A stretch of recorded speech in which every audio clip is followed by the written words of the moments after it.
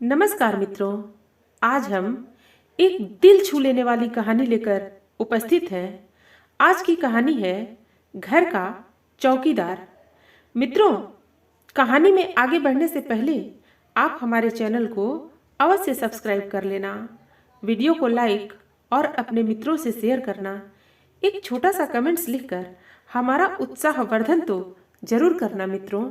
तो आइए चलते हैं कहानी की ओर। पापा, बस हम लोग निकल रहे हैं, शाम तक लौट आएंगे। आप प्लीज घर का ख्याल रखना।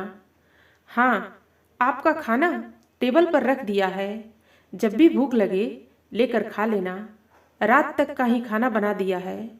हम लोगों को आने में देर हो जाएगी तो थकने के बाद खाना नहीं बनेगा और हम लोग वैसे भी खाना खा कर आएंगे। और हाँ, जाते जाते बाहर का ताला लगा कर जा रहे हैं, अपना ख्याल रखना। दोनों बेटे और बहू कहते हुए अपने अपने परिवार के साथ घर से बाहर निकल गए। आज इन लोगों का रिजॉर्ट जाने का मूड है।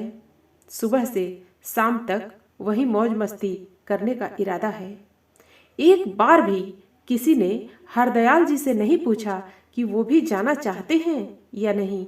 सोफे पर से उठकर खिड़की के पास चल कर गए और खिड़की में से नीचे देखा तो दोनों अपनी कारों में बच्चों के साथ बैठकर रवाना हो गए। थोड़ी देर तक खिड़की के बाहर यूं ही ताकते रहे।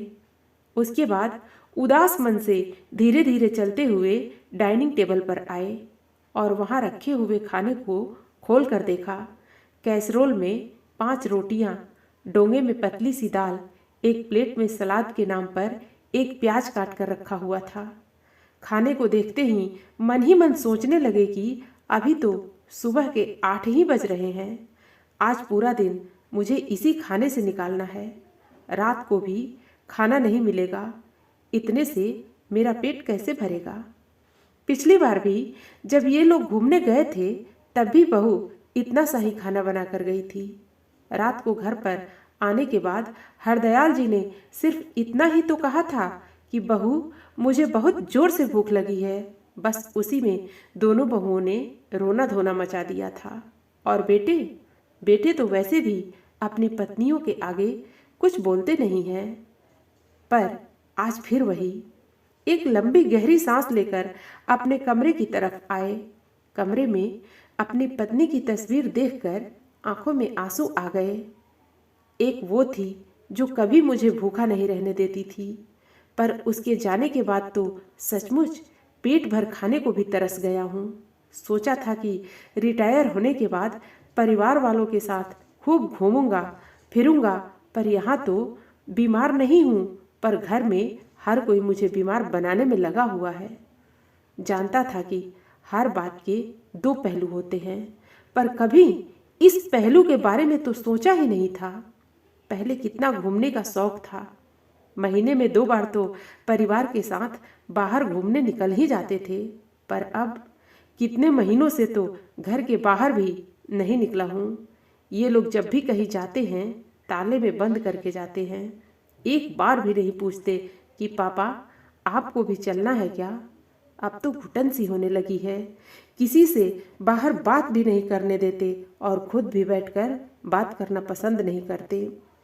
आजकल पता नहीं दोस्तों के भी फ़ोन नहीं आते, ना उनका फ़ोन लगता है। मेरे ही बेटों ने अपने घर का चौकीदार बनाकर रख दिया है मुझे। जब हाथ पैर चल रहे हैं तब मेरी कदर नहीं है, तो जिस दिन बिस्तर पकड़ लूँगा तो मुझे तो पूछेंगे भी नहीं। किसी न किसी निर्णय पर पहुँचना बहुत ज़रूरी हो चुका है। अभी हरदयाल जी मन ही मन सोच रहे थे कि उनके फ़ोन पर एक अनजान नंबर से फ़ोन आया। जब मोबाइल उठाया तो दूसरी तरफ उनके दोस्त कैलाश जी बोल रहे थे। और हरदयाल, कैसा है? कितने दिनों बाद तेरा फ़ोन लगा है। अरे कैलाश, आज इतने दिनों बाद तुझे मेरी याद कैसे आई? भाई, यह पूछने के लिए कि कब तक भाभी के जाने का गम बनाएगा। कुछ आगे का सोचा है कि नहीं?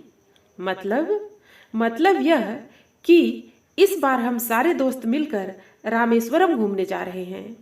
तू भी चलेगा इस बार? पिछली 2 बार भी तुम मना कर चुके हो। मैंने मना किया? कब? अरे, पिछली बार वैष्णो देवी यात्रा पर गए थे और उससे पहले कैलाश मानसरोवर यात्रा पर गए थे। तेरे फोन पर फोन लगाओ तो लगता ही नहीं है।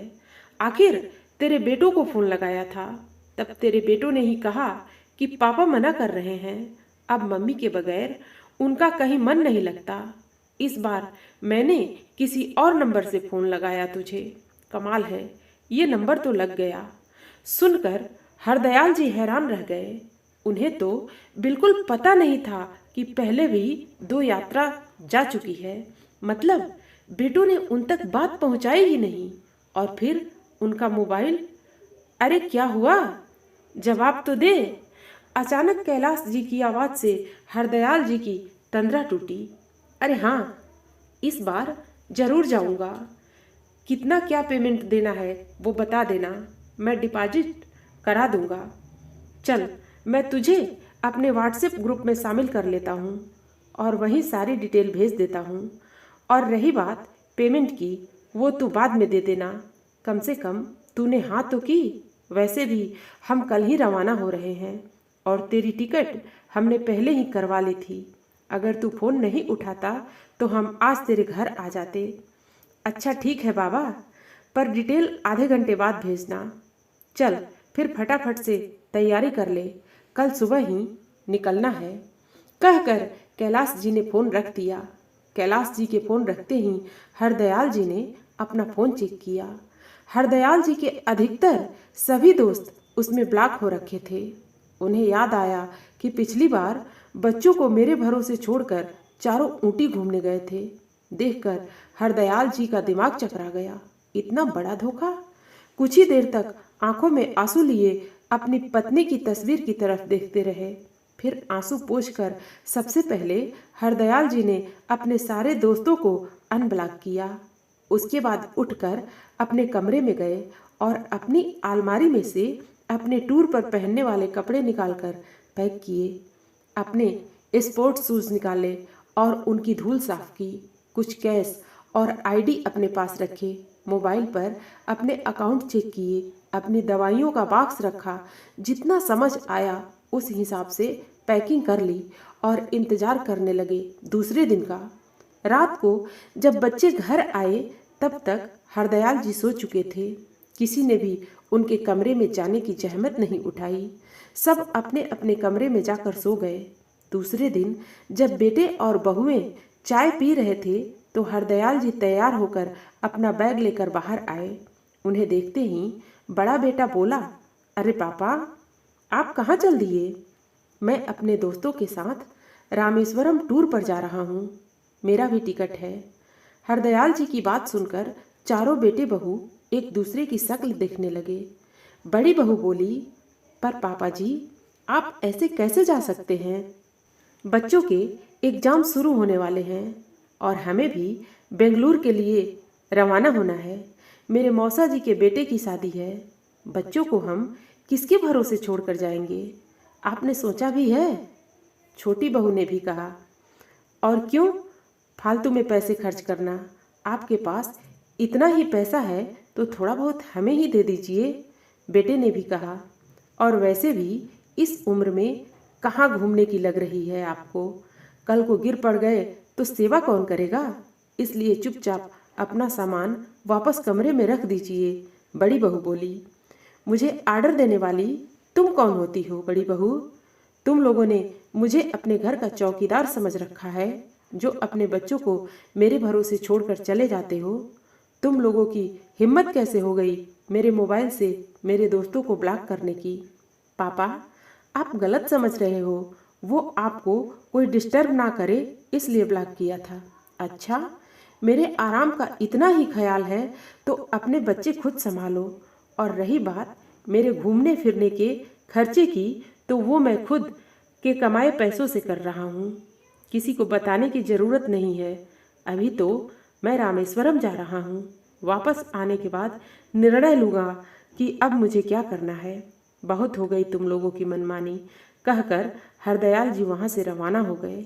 बेटे और बहू से कुछ बोलते ना बना।